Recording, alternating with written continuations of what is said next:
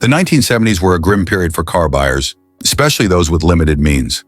Rising fuel prices, stringent emission standards, and automakers' cost-cutting measures combined to produce some of the most poorly designed and unreliable cars in history. These vehicles often found their way to the bottom of the used car market, making them cheap but troublesome choices for low-income buyers. Here's a look at 12 of the most disgraceful cars from the 1970s that the poor had to endure. Dear viewer, don't forget to subscribe to the channel. Thanks for your support. Number 12, 1975 AMC Matador Coupe. The 1975 AMC Matador Coupe is remembered more for its oddball styling than for any notable performance or practicality. AMC aimed to create a bold and distinctive car that could stand out in the crowded midsize market. But the result was a polarizing design that alienated many potential buyers. Combined with poor performance, inefficiency, and a lack of refinement, the Matador Coupe struggled to compete with its more polished and practical rivals, earning a reputation as one of the era's more notable missteps. Designed under AMC stylist Dick Teague, the Matador Coupe featured an aggressive front end and swoopy lines. While AMC claimed it was the most distinctive car of the year, critics and consumers had other ideas. The design was seen as awkward and heavy-handed, appealing only to a niche audience. The large, bulbous rear end looked disproportionate, making the car appear ungainly from many angles. It lacked the sleek, cohesive design of competitors like the Chevrolet Monte Carlo or Ford Torino. AMC's gamble on polarizing aesthetics didn't pay off in the mainstream market. Instead, the car became a niche product often ridiculed for its odd appearance. The Matador Coupe came standard with a 232 cubic inch, 3.8-liter inline six, producing a meager 100 horsepower. This engine struggled to move the car's considerable weight, resulting in slow acceleration and underwhelming performance. Higher trims offered V8 options, including the 304 cubic inch, 5.0-liter, and 360 cubic inch, 5.9-liter engines. But these were hampered by poor tuning and the added weight of emissions equipment. Even with these larger engines, performance remained lackluster. With tightening emission standards and rising fuel prices in the 1970s, the Matador Coupe's V8 options were inefficient and poorly aligned with consumer needs, further alienating buyers. Despite its large size, the coupe's swoopy design compromised interior space, particularly in the rear seat and trunk. Competing coupes like the Chevrolet Monte Carlo and Pontiac Grand Prix offered far more usable space. The car's thick C-pillars created massive blind spots, making it difficult to park and navigate tight spaces, a significant flaw in a car aimed at mainstream buyers. AMC was known for operating on a tight budget, and this showed in the Matador Coupe's low-quality interior materials, which wore out quickly. Like many AMC vehicles, the Matador Coupe was prone to mechanical issues, particularly with its electrical system and carburetors. Frequent breakdowns added to its already tarnished reputation. The Matador Coupe failed to resonate with the general public, and its sales figures lagged behind more refined and established competitors in the midsize coupe segment. Automotive critics of the time were harsh, often pointing out its awkward styling, poor performance, and lack of refinement, all of which made it a tough sell against cars like the Ford Torino and Chevrolet Monte Carlo. While AMC marketed the car as distinctive, it ended up appealing to only a niche audience, further limiting its marketability. Today, the Matador Coupe has little appeal among collectors, aside from a niche group of enthusiasts who appreciate its quirkiness. The car's unusual design earned it a spot in pop culture, most notably as a villainous car in the James Bond film The Man with the Golden Gun, a rare bright spot in its legacy. The 1975 AMC Matador Coupe represents a bold but ultimately misguided attempt by AMC to create a distinctive midsize car. While its styling set it apart, it was more polarizing than appealing, and its poor performance, inefficiency, and practical shortcomings left it unable to compete with better executed rivals. As a result, the Matador Coupe remains a cautionary tale of the risks of prioritizing style over substance. Number 11, 1974 Ford Maverick. The 1974 Ford Maverick started as a promising compact car in the late 1960s, intended as Ford's answer to the rising demand for small, affordable vehicles. However, by 1974, the Maverick's initial charm had faded. The car's quality issues, outdated design, and underwhelming performance made it less appealing in a competitive market. What once seemed like a practical alternative now felt like a relic of a bygone era. By 1974, the Maverick's design had barely evolved since its 1969 debut. The simplistic and boxy styling looked dated compared to newer, more modern competitors like the Chevrolet Vega or the Toyota Corolla. While the Maverick was marketed as a compact car, its relatively long hood and short trunk made it seem awkwardly proportioned. The base model lacked chrome accents or design flair, leaving it looking plain and uninspired. The Maverick came standard with a 170 cubic inch, 2.8-liter, inline-six producing only 82 horsepower, which struggled to keep up with highway speeds or carry heavier loads. While a 200 cubic inch, 3.3-liter, and a 250 cubic inch, 4.1-liter, inline-six, and even a 302 cubic inch, 4.9-liter, V8 were available, none offered stellar performance. The heavier models, especially those with V8s, suffered from poor handling due to the outdated suspension design.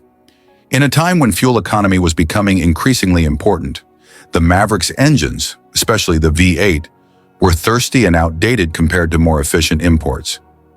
The Maverick was notorious for its poor cornering ability and vague steering, a result of its aging platform, which was based on the 1960 Ford Falcon. The suspension was rudimentary, offering a rough and bouncy ride that lagged behind competitors in comfort and refinement. The base Maverick came with manual steering, manual brakes, and minimal creature comforts, which felt antiquated by 1974. The interior was Spartan, with hard plastics and vinyl upholstery that wore out quickly. Despite government-mandated updates, the Maverick's safety features were minimal, and crash test ratings revealed structural weaknesses. As Ford rushed production to keep the Maverick competitive, quality control suffered, leading to issues like rattling interiors, inconsistent panel gaps, and electrical failures. Like many cars of the era, the Maverick was prone to rust, particularly in the wheel wells, floor pans, and around the trunk. When first introduced, the Maverick was a hit due to its low price and simplicity. However, by 1974, buyers had more choices, including better-built and more reliable imports like the Honda Civic and Datsun 510. The Maverick's shortcomings became more apparent as rivals offered better designs, more features, and superior fuel economy at similar price points. By 1974, the Ford Maverick had lost much of its early luster. Its underpowered engines, outdated technology, and poor handling made it a tough sell in a market increasingly dominated by more refined and efficient compact cars. While it had been a success in its early years, the Maverick's failure to adapt to changing consumer demands cemented its status as a dated and uninspiring option by the mid-1970s. Number 10. 1972 Dodge Dart Swinger. The 1972 Dodge Dart Swinger, particularly in its base trim, exemplified practicality at the expense of personality. While it earned a reputation for reliability and low maintenance costs, its plain styling, uninspiring performance, and perception as a grandpa car made it less appealing to younger or more adventurous buyers. In a decade when compact cars were gaining popularity, the Swinger-based trim felt too safe and unexciting to stand out. The Swinger's styling was basic and conservative, lacking the bold lines or sporty elements seen on other compact cars of the era, like the Ford Maverick Grabber or Chevrolet Nova SS. The base model had limited chrome accents and plain hubcaps, emphasizing its affordability but doing little to excite buyers. Its boxy design and lack of curves gave it a utilitarian appearance that appealed more to older, practical buyers than to younger drivers looking for flair. The Swinger came with a 198 cubic inch, 3.2-liter, slant-six engine, which produced 100 horsepower, enough for city driving but underwhelming for highway speeds or spirited driving. Buyers could opt for the 225 cubic inch, 3.7-liter, slant-six or a 318 cubic inch, 5.2 liters, V8, but these upgrades were often reserved for higher trims, leaving the base model sluggish.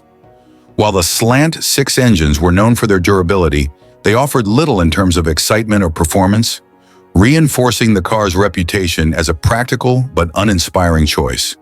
The Swinger prioritized a smooth ride over handling, making it ideal for commuting but less fun to drive. The steering lacked precision, and the suspension, while durable, was too soft for sporty driving. Rival compact cars like the Chevrolet Vega and Ford Pinto were more nimble and engaging, even if they were less reliable. The interior featured vinyl seats, a simple dashboard, and minimal creature comforts. It lacked the more luxurious touches of higher trims or rival models. The base Swinger didn't include air conditioning, a radio, or power accessories, all of which were optional extras. While everything worked reliably, the cabin had no personality, making it feel more like an appliance than a car. The Dart Swinger's slant 6 engines and basic mechanicals were famously durable, requiring minimal maintenance. Its simplicity made repairs cheap and easy, a key selling point for budget-conscious buyers. Like many cars of the era, the Swinger was prone to rust, particularly in the fenders and floor pans, which could reduce its long-term value. The Swinger's conservative design and lack of performance gave it a reputation as a car for older drivers or those who prioritize reliability over fun.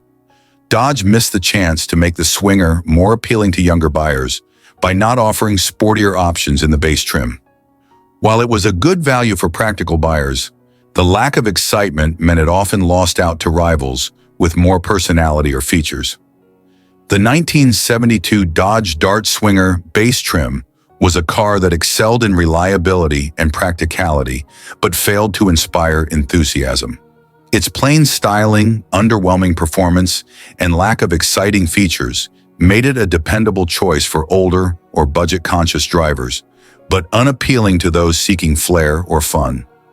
While it succeeded as a workhorse, its grandpa car reputation ensured it was quickly overlooked in a rapidly evolving compact car market. Number 9. 1973 Chevrolet Monte Carlo. The 1973 Chevrolet Monte Carlo was originally marketed as a personal luxury car, combining style and comfort with a touch of performance. However, the base model fell short of those expectations. While higher trims had the luxury features and powerful V8 engines that made the Monte Carlo a desirable choice, the base model lacked refinement and struggled to live up to its luxury image. With sluggish performance, cheap interiors, and underwhelming engine options, the 1973 Monte Carlo base model felt like a hollow version of what the car was supposed to represent. The Monte Carlo's exterior design, with its long, sleek lines and distinctive rear end, was undeniably stylish and was praised for its good looks, even in the base trim. While it had the luxury car silhouette, the base model didn't carry over the refined details of the higher trims. The lack of chrome accents, premium badges, and upscale trim made it look less polished and more like a standard coupe. The base Monte Carlo had the style but lacked the presence and sophistication expected from a personal luxury car, especially when compared to its higher-priced competitors. The base model came with a 250 cubic inch, 4.1-liter, inline-6 engine, producing only around 105 horsepower. This engine was weak for a car that had a sporty, luxury-oriented image, making the Monte Carlo feel sluggish on the road. Even though the car had a relatively large frame, the lack of power made it struggle on acceleration and highway passing. It didn't have the performance chops expected of a car that could be marketed as a personal luxury vehicle.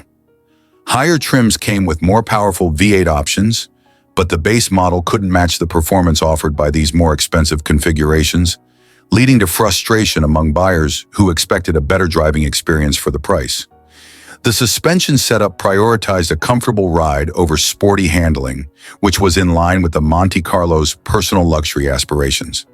However, the lack of engine power and less than refined suspension left it feeling like it couldn't fully fulfill its intended purpose. While the car wasn't uncomfortable, its handling was far from agile. It lacked the precision and responsiveness needed to make it enjoyable to drive, especially in a market where more nimble competitors were available. The base model Monte Carlo came with a very basic interior setup, lacking the plush materials, power accessories, and comfort features of the higher trims. Instead of luxurious leather seats, the base model had simple vinyl upholstery, contributing to the cheap feel inside the cabin. The dashboard was functional, but lacked the sophistication expected from a luxury car.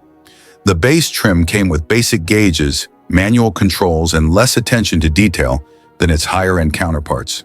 Though spacious, the interior felt sparse and was a far cry from the luxury feel that higher trim levels could deliver. Like many Chevy models, the base Monte Carlo had a reputation for durability. The inline-six engine was fairly reliable, and the car's basic mechanicals made it easier to repair and maintain. However, like many cars of this era, the Monte Carlo base model was prone to rust around the wheel wells and lower body panels, especially in regions with harsh winters.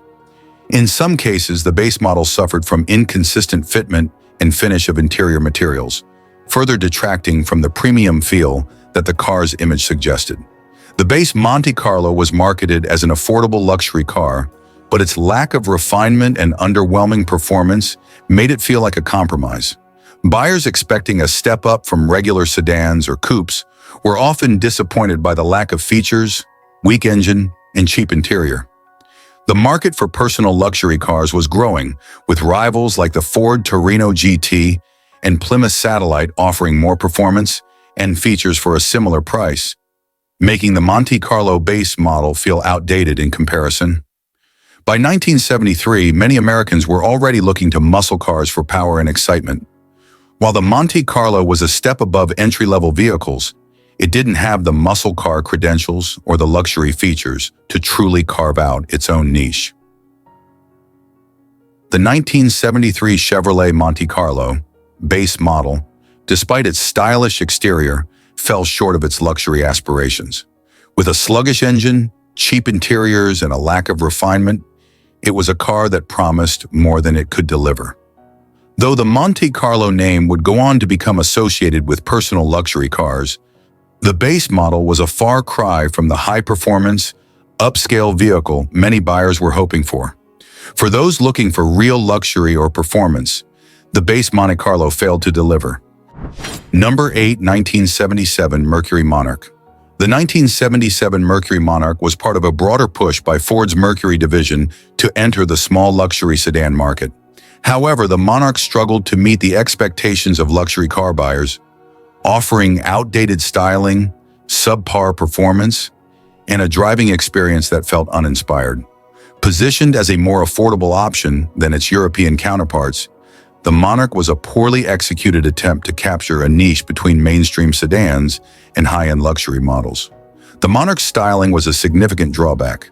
While its simple, boxy design was in line with the 1970s fashion, it lacked the elegance and refinement that luxury cars in its price range typically offered. It was often criticized for being dull and forgettable, compared to its competitors like the Chrysler Cordoba or Buick Regal. The Monarch's lines were awkward and didn't convey any sense of luxury. The large bumpers and flat grille gave it a dated appearance, making it look more like an economy sedan than a luxury car. While it came with standard amenities like vinyl upholstery and power steering, the interior was plain and lacked the premium feel expected from a car that was marketed as a small luxury sedan. The use of cheap materials, limited features, and a somewhat cramped feel in the cabin detracted from its luxury aspirations. The Monarch came with a choice of V6 or V8 engines, but none offered the power or refinement typically associated with luxury sedans.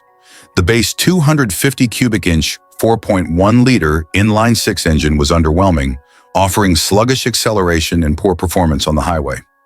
The available 302 cubic inch 4.9-liter V8 in higher trims was more powerful but still failed to impress, offering only modest performance for the car's size. Neither engine offered the smooth, refined driving experience one might expect in a true luxury vehicle. Given its lack of power, the Monarch was not exactly a fuel-efficient choice, and its performance shortcomings only added to the sense of frustration for owners who were looking for both comfort and power. The Mercury Monarch's handling was another weak point. It featured a soft suspension intended to provide comfort, but it felt unresponsive and lackluster compared to more dynamic competitors. The steering was heavy, and the car lacked the agility expected from a smaller luxury sedan. While the Monarch did have a comfortable ride, it was hardly refined. The car's body roll and lack of precision steering made the driving experience feel disconnected and uninspired. The Monarch was equipped with some expected luxury features, such as air conditioning, power windows, and cruise control, but it lacked the true luxury touches that made its competitors more desirable. The vinyl seats, though comfortable, were a far cry from leather upholstery, and the dashboard layout was functional, but lacked the modern style of rival sedans. Despite offering standard features, the car's interior felt cheap and outdated. The low-grade plastics and lack of sophisticated tech made it feel more like a standard mid-range car than a luxury model. While the Monarch was technically a compact luxury sedan, it had limited space in the back seat and trunk, making it feel smaller than it actually was, which further disappointed those looking for the comfort associated with larger luxury sedans. Like many Ford products of the era, the Monarch was built with a solid framework, and many owners reported that it could handle high mileage with reasonable care. However, its reliability was often marred by small mechanical issues, such as problems with the ignition system or fuel components. The Monarch also suffered from rust in the lower body panels, especially in regions with high humidity or road salt use, making long-term maintenance a concern. The 1977 Mercury Monarch was marketed as a small luxury car, but it failed to deliver on that promise. It was too plain, too slow, and too underwhelming to appeal to those looking for luxury or performance in a compact car. The Monarch was caught between its competitors, such as the Chrysler Cordoba and Ford Granada, which offered better styling, more powerful engines, and superior refinement. Even the Chevrolet Malibu and Pontiac Ventura provided better options for buyers looking for a practical, yet stylish car. Sales of the Monarch were underwhelming, and its reputation as a disappointing luxury car became entrenched.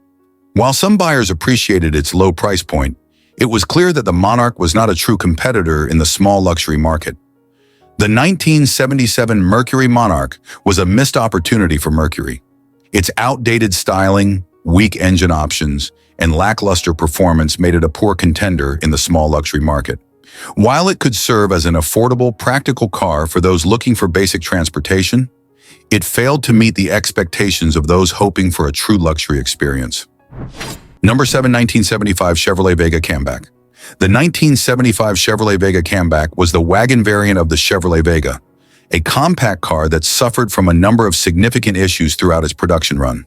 While the Vega was marketed as an affordable, fuel-efficient option for budget-conscious buyers, the Kammback, like its sedan counterpart, was plagued by rust issues, oil consumption problems, and poor build quality. Despite its utility as a small station wagon, the Vega Kammback failed to live up to the expectations of many buyers, with its flaws proving to be more than just an inconvenience. Like most 1970s Chevrolets, the Vega Kammback was notorious for rust. The car's body panels, particularly around the wheel wells, floorboards, and underbody, were prone to severe corrosion. Rust often appeared prematurely, even in areas not typically affected by salt and moisture, leading to substantial long-term durability problems. Many owners reported that their cars began to rust within just a few years of ownership. This was particularly problematic for the Kammback model, as its larger body meant more surface area susceptible to rust, and as a station wagon, the rust often affected critical structural areas. The Vega's rust issues were so widespread that they became a defining trait of the model line, tarnishing its reputation and making it difficult for many to trust the long-term reliability of the car. The Vega Kammback came equipped with an inline-4 engine, which was small and underpowered for the vehicle's size, offering only limited acceleration and sluggish performance, particularly when the car was loaded with passengers or cargo. One of the most infamous issues with the Vega's engine was its oil consumption problem. The engine had a tendency to burn through oil at an alarming rate, requiring frequent oil top-ups, sometimes every 500 to 1,000 miles. This issue significantly raised the cost of ownership and maintenance, especially for budget-conscious buyers who were already dealing with a low-priced car. The engine also had a reputation for being prone to mechanical failures, including blown head gaskets and severe oil leaks, making it a major concern for owners. The lack of durability in the engine was one of the key reasons why the Vega was often considered a poorly engineered car. The build quality of the Vega Kammback was another weak point. The interior featured low-quality plastics, cheap upholstery, and poor fitment that resulted in rattles and a general sense of flimsy construction. Even for the era, the Kammback's interior materials felt substandard and easily wore out. The Kammback's suspension and ride quality were also criticized. The car's chassis wasn't designed to handle the weight of a fully loaded wagon, leading to uncomfortable handling, poor ride comfort, and a lack of stability when cornering or carrying heavy cargo. Although the Kammback provided some utility with its wagon layout, the interior was not as spacious or practical as many competitors. The rear seats were cramped, and the cargo area, while functional, was not as large or versatile as other wagons in the same segment. As mentioned, the engine was underpowered, and this was especially apparent in the Kammback, which had to deal with the added weight of the wagon body. The Vega Kammback's acceleration was sluggish, and the car struggled to keep up with freeway traffic or steep inclines, particularly with a full load. The car's handling left much to be desired. The suspension wasn't tuned to handle the weight distribution of a station wagon, and it resulted in poor stability on turns and unpredictable handling when driving in challenging conditions. Owners of the Vega Kammback reported that their cars frequently required repairs for both mechanical and structural issues. The combination of rust, engine problems, and poor build quality meant that the Kammback had a reputation for being difficult to keep running smoothly, and many owners found themselves constantly returning to the mechanic. The Vega's poor reputation for durability also affected its resale value, with many used examples of the Kammback being in poor condition by the time they hit the second-hand market. This made it a difficult car to sell and further damaged its appeal to budget-conscious buyers. The 1975 Chevrolet Vega Kammback had the potential to be a practical and affordable option for families needing a compact wagon. However, the car's reliability issues, rust problems, and underwhelming performance led to its quick fall from favor. The Kammback variant did not escape the flaws of the Vega sedan and ultimately became a cautionary tale for buyers. The 1975 Chevrolet Vega Kammback was a disappointing wagon that failed to live up to expectations due to its rust issues, oil consumption problems, and poor build quality. Though it had utility and affordability on its side, these issues overshadowed its potential as a practical compact car. Number 6. 1973 Dodge Charger. The 1973 Dodge Charger was a significant departure from the muscle car legacy the model had built in previous years. While higher performance trims, like the Charger RT, still held on to the muscle car ethos, the base model of the 1973 Charger left much to be desired.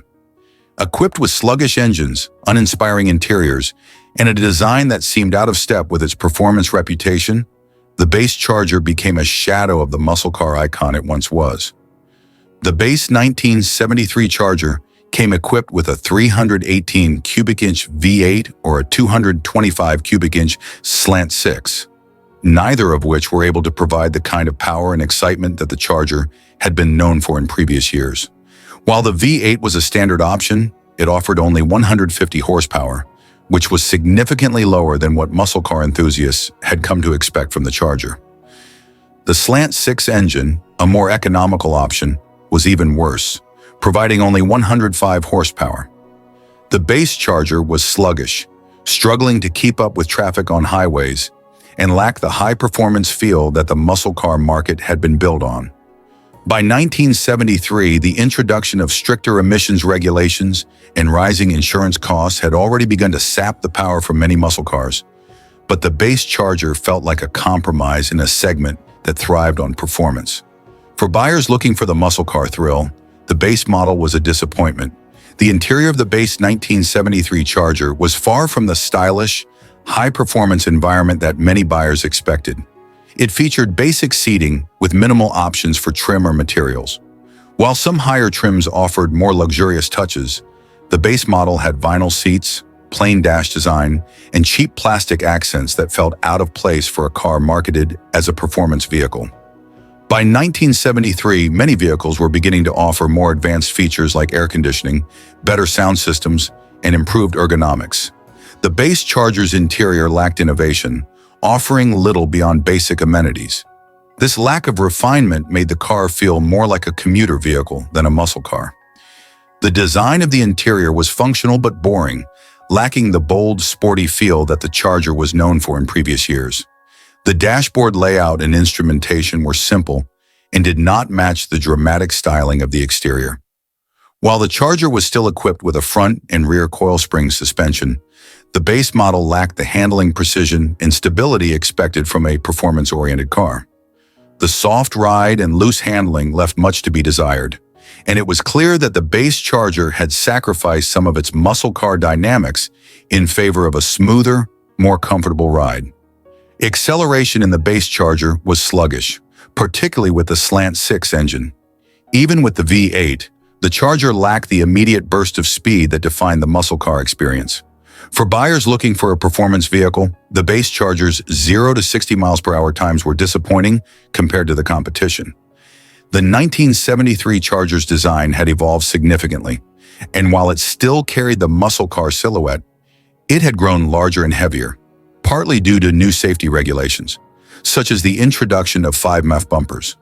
The more conservative styling of the base model contrasted with the aggressive looks of higher trims, diluting the overall muscle car appeal. The base Charger was often described as having a more sedan-like appearance, lacking the muscular stance and bold lines of earlier models. This made the car feel less like a high-performance muscle car and more like a regular full-size car that happened to have a Charger nameplate. While the Charger was generally sturdy, the base model was prone to mechanical problems that affected its reliability. Engine performance was often inconsistent, and the build quality was sometimes compromised by cost-cutting measures. For buyers expecting a long-lasting muscle car, these issues were particularly frustrating. Like many cars from the era, the base 1973 Charger was not immune to rust issues. Problems with the exterior body panels, especially around the wheel wells and undercarriage, led to premature corrosion, which was a common complaint among owners. The 1973 Dodge Charger was part of a broader trend in the auto industry, where muscle cars were losing their edge in the face of stricter regulations and shifting consumer preferences. For enthusiasts, the base model was a huge step down from the high-performance versions that had made the Charger famous. The 1973 Dodge Charger, base model, was a far cry from the muscle car legend it once was. With its sluggish engine options, uninspiring interior, and lackluster performance, it was a disappointment for fans of the Charger's earlier, more powerful models. While the Charger name carried weight, the base model struggled to live up to its muscle car heritage. Number 5, 1974 Ford Mustang II Ghia. The 1974 Ford Mustang II Ghia was a far cry from the performance-oriented Mustang models that had made the Mustang name famous. Ford marketed the Mustang II as a more refined luxury compact, but the Ghia trim, specifically, struggled to live up to those promises. While it was marketed as a luxury option, the Mustang II Ghia was plagued by underwhelming performance, lack of refinement, and questionable value for the price, making it one of the most criticized versions of the Mustang. The base engine for the 1974 Mustang II Ghia was a 2.3-liter inline-4, which produced a mere 88 horsepower. For those who wanted more power, an optional V6 engine with 105 horsepower was available, but neither option provided the kind of performance associated with the Mustang name. With the Mustang II Ghia's underpowered engines, acceleration was slow and uninspiring. Despite the car's sleek, sporty appearance, it lacked the muscle car performance that Mustang buyers had come to expect. The Mustang II Ghia was more akin to a small, fuel-efficient car than a performance-oriented sports coupe. The Mustang II's focus was clearly on fuel economy rather than performance. Though this was more in line with the automotive trends of the mid-1970s, the Mustang II Ghia suffered from a lack of driving excitement, which was a major letdown for fans of the original Mustang.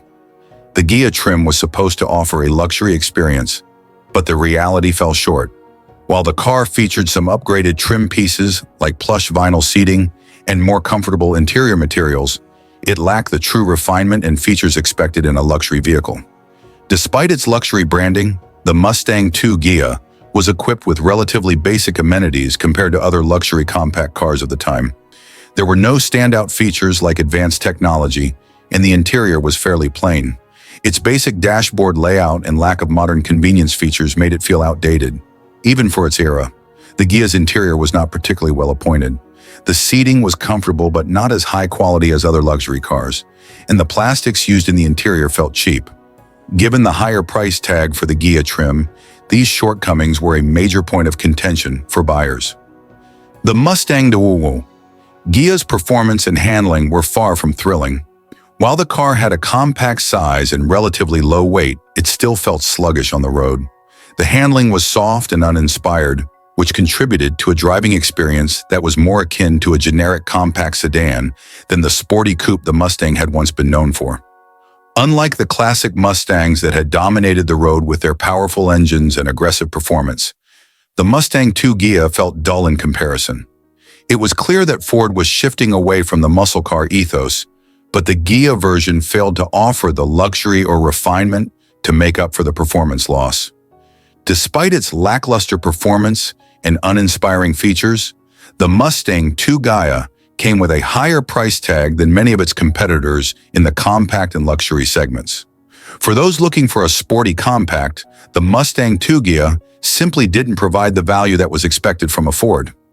The Mustang II Ghia was priced higher than other compact cars that offered better performance and comfort for less money. Ford's attempt to market the Ghia as a luxury compact did not resonate with buyers, and many turned to more established and refined vehicles in the same price range. While the Mustang II Ghia's exterior design still carried the Mustang nameplate, its appearance felt a bit out of place. The smaller, more rounded body style was at odds with the muscular look of earlier Mustangs, and its design appeared to be trying too hard to blend luxury with sportiness, making it look neither sleek nor aggressive enough. The Mustang II Ghia looked the part, with its styling cues attempting to capture the sporty aesthetic of the original Mustang, but the underpowered engines and lack of driving excitement undermined its visual appeal. The two-tone paint, chrome accents, and Ghia badging felt out of sync with the reality of the car's performance and luxury claims. The 1974 Ford Mustang II Ghia failed to live up to the expectations set by its iconic name. While it was marketed as a luxury compact, its underpowered engines, basic interior, and lack of true performance left many buyers feeling disappointed. The Ghia trim's high price tag only added insult to injury, as it didn't offer the luxury or driving experience to justify the cost. Ultimately, the 1974 Mustang II Ghia marked a low point in the Mustang's history, as Ford tried to navigate shifting market demands but sacrificed much of what made the Mustang great. Number 4, 1974 Plymouth Valiant Scamp. The 1974 Plymouth Valiant Scamp was part of the compact car lineup aimed at budget-conscious buyers, but by the mid-1970s, the car felt outdated and struggled to compete with newer, more exciting options. Although it was durable and relatively reliable, the Scamp offered uninspiring styling, underwhelming performance, and poor fuel economy, making it a less than appealing choice for many drivers seeking more modern features and a more enjoyable driving experience. By the mid-1970s, the Scamp's design was beginning to show its age. Its boxy, plain appearance lacked the flair and excitement that newer cars were beginning to embrace. While functional, the styling did not offer much to set it apart from its rivals, and it failed to inspire buyers in a market that was moving toward more modern, aerodynamic designs. The Scamp didn't stand out visually in a crowded compact car segment. While it offered basic functionality, it didn't have the bold or innovative styling that made other vehicles, like the Chevrolet Nova or Ford Maverick, more appealing. The Valiant Scamp offered a range of engines, including a slant-six, inline-six, and a V8, but none of the options delivered impressive performance by the standards of the era. The base slant-six engine, which was often the preferred choice for economy-minded buyers, offered just 105 horsepower, while the V8 option was only marginally more powerful, with 150 horsepower at best. These engine options were underpowered for a car of the Scamp's size, resulting in sluggish acceleration and a lack of driving excitement. The car's engine noise and overall performance were often described as uninspiring and unrefined, which made the Scamp less enjoyable to drive than its more agile and powerful competitors. Along with the sluggish engines, the handling was far from sporty. The Scamp's suspension setup and steering were geared more toward comfort than performance, making the car feel cumbersome and disconnected on the road. While the compact Scamp was marketed as an affordable and economical car, its fuel economy was not competitive by mid-1970s standards. Despite its small size, the Scamp struggled with poor gas mileage, particularly when equipped with the V8 engine. As fuel prices were rising during this period, fuel efficiency became a major consideration for many buyers, and the Scamp's lack of efficiency made it less attractive compared to more fuel-efficient rivals. The oil crises of the 1970s made fuel efficiency a top priority for car buyers, and the Scamp's low mileage made it increasingly outdated in a market that was moving towards smaller, more fuel-efficient engines. Competing vehicles from companies like Toyota and Honda began to dominate due to their superior gas mileage. The interior of the Valiant Scamp was functional but basic. While the car was designed to be an affordable option, its no-frills cabin left much to be desired. Cheap plastics, minimal trim, and an overall lack of comfort features made the Scamp's interior feel like an afterthought. The seats were firm and offered little in terms of comfort or support. The ride quality was stiff, which made the Scamp less enjoyable on long trips or during everyday driving. In comparison to competitors offering more refined and feature-rich interiors, the Scamp fell short of expectations. The Valiant Scamp was also lacking in modern amenities that other cars in the market were beginning to adopt, such as power steering, air conditioning, and advanced audio systems. The simplicity of the car, while beneficial for cost-conscious buyers, made it feel outdated and behind the times. One of the Scamp's stronger points was its durability.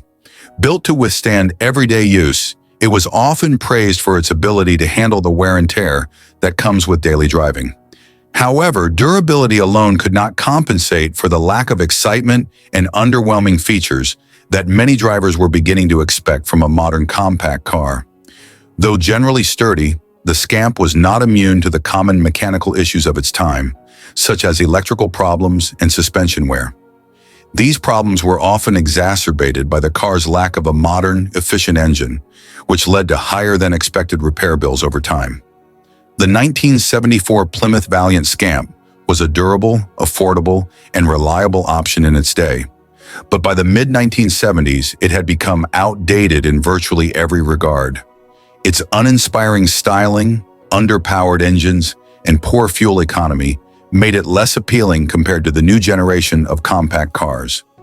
While it had its merits, such as durability and basic functionality, the Scamp failed to capture the spirit of the changing automotive market, leaving it a footnote in the compact car history of the 1970s. Number 3, 1972 Lincoln Continental Mark IV. The 1972 Lincoln Continental Mark IV was a flagship luxury vehicle designed to offer the ultimate in comfort, style, and prestige. It was equipped with all the high-end features expected from a Lincoln, but despite its luxurious positioning, it became a disappointment for many buyers due to its excessive size, poor fuel efficiency, and reliability problems. While it certainly made a statement, its impracticality and high maintenance costs left many regretting their decision. The Mark IV was a massive car, measuring over 18 feet in length and weighing over 5,200 pounds. While this size contributed to its imposing road presence and luxurious feel, it made the car cumbersome to drive, difficult to park, and inefficient in a time when smaller, more manageable cars were gaining in popularity. The car's sheer size made maneuvering it in tight spaces a challenge, and its handling was less agile than many of its rivals. This became particularly apparent when navigating city streets or parking lots, making the Mark IV less practical than more compact luxury sedans. While its size certainly conveyed status, it was impractical for many buyers who found it difficult to use in everyday scenarios. Large vehicles like the Mark IV began to lose favor as consumers sought more versatile, fuel-efficient options. The Mark IV's 460 cubic inch 7.5-liter. V8 engine was a powerful and smooth-running engine, but it was a gas guzzler. The car averaged around 10 to 12 miles per gallon in real-world driving conditions, which was dismal for a car that wasn't offering the performance levels of a true muscle car. As fuel prices began to rise in the early 1970s, the Mark IV's poor fuel efficiency became a significant drawback.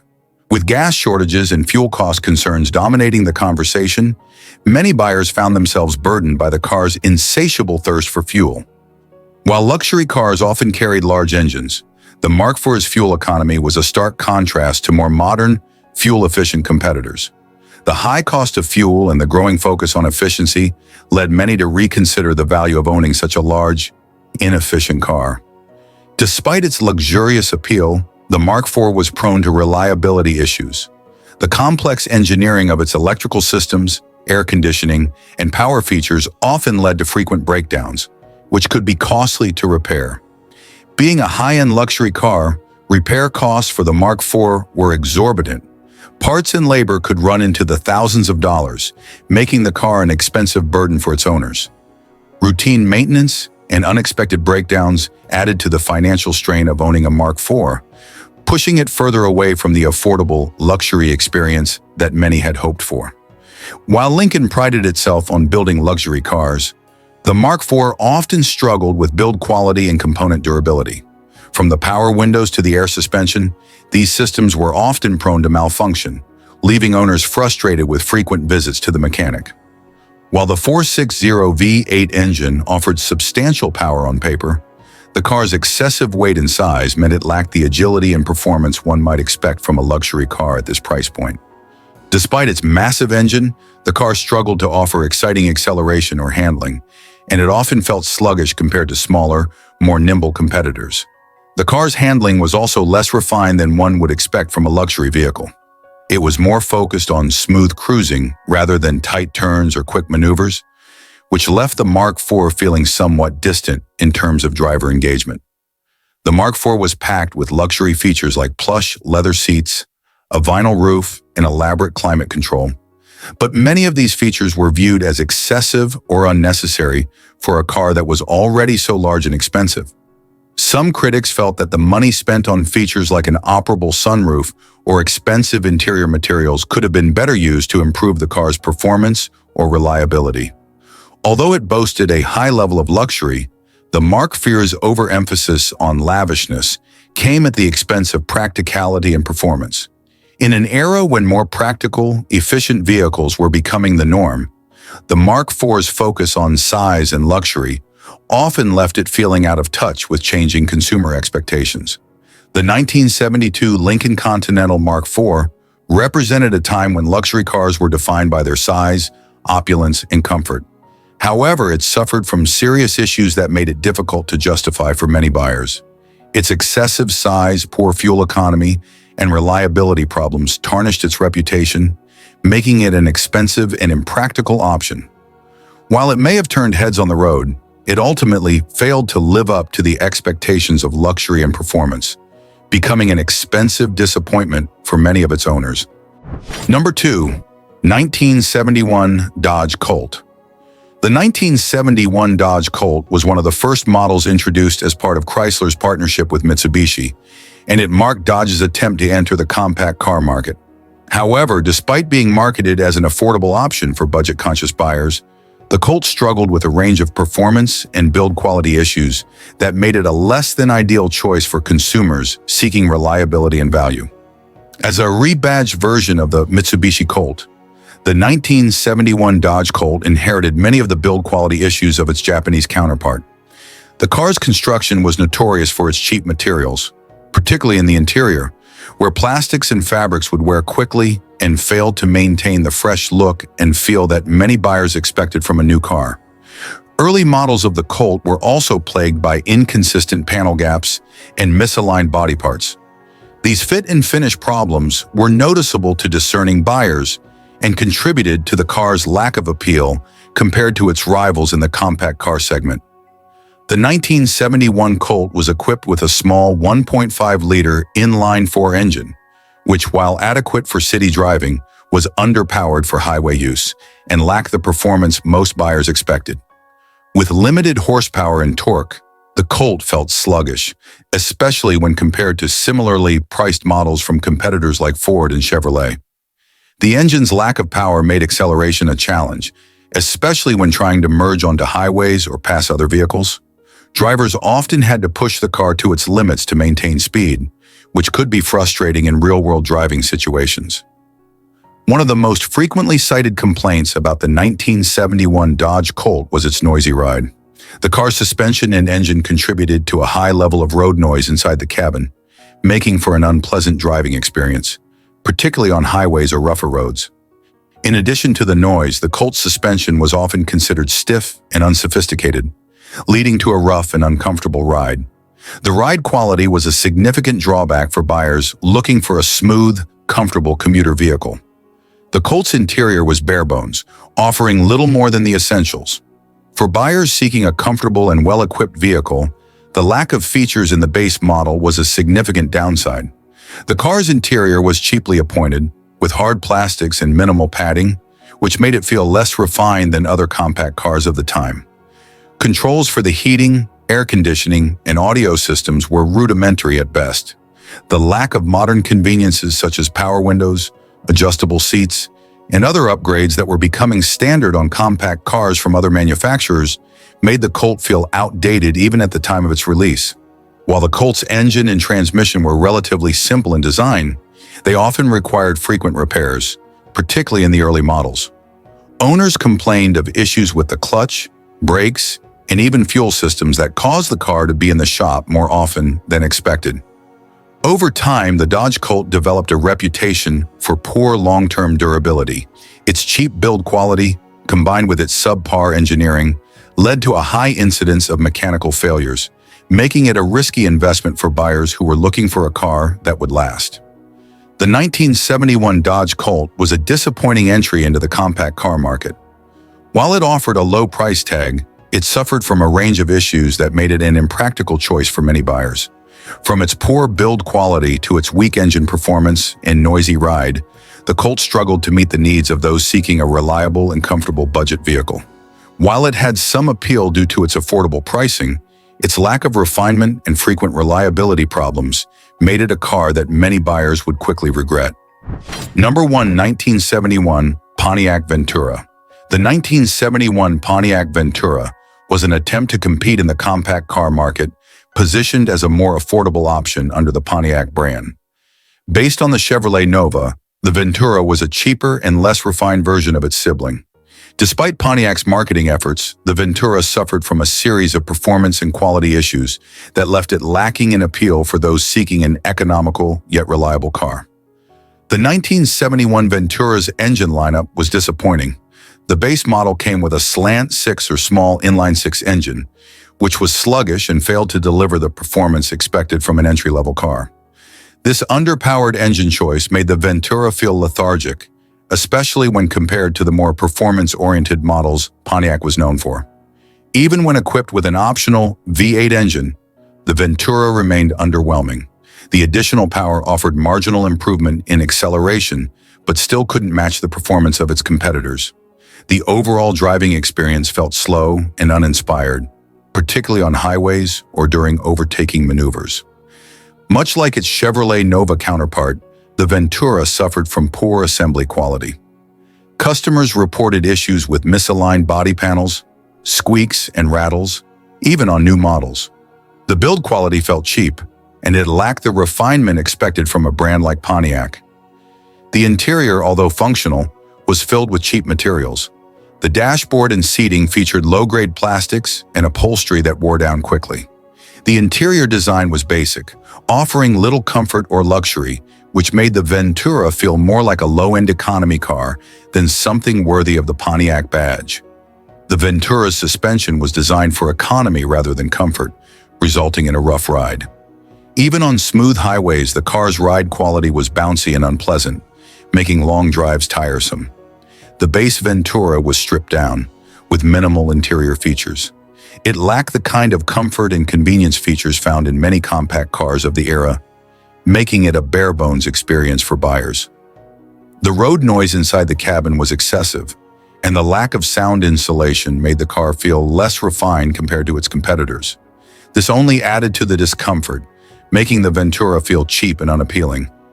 The 1971 Pontiac Ventura was positioned as an economy car, but it failed to offer the key advantages buyers sought, such as performance, reliability, or comfort. Its weak engines, poor assembly, and lack of refinement meant that it didn't stand out in a crowded market of compact cars. The Ventura's styling was rather bland and generic, failing to capture the sporty image of Pontiac's more famous muscle cars. It didn't evoke the excitement or flair that buyers often associated with the brand, which made it feel out of place in Pontiac's lineup. The Ventura was notorious for mechanical issues, including engine troubles, transmission problems, and electrical failures. Many owners reported frequent breakdowns, which quickly made the car an expensive investment in terms of maintenance. The build quality problems, along with weak powertrains, led to the car's reputation for poor long-term reliability. Frequent repairs and costly upkeep were a constant source of frustration for many owners. The 1971 Pontiac Ventura failed to live up to expectations, particularly within Pontiac's lineup. Despite being marketed as an affordable compact, it did not stand out in a competitive market and was overshadowed by more reliable and well-equipped models from Chevrolet, Ford, and others. While the Ventura sold moderately well initially, it never gained the kind of following or long-lasting appeal that would ensure its place in automotive history. As time passed, the Ventura's economy car shortcomings made it a forgettable offering in Pontiac's portfolio.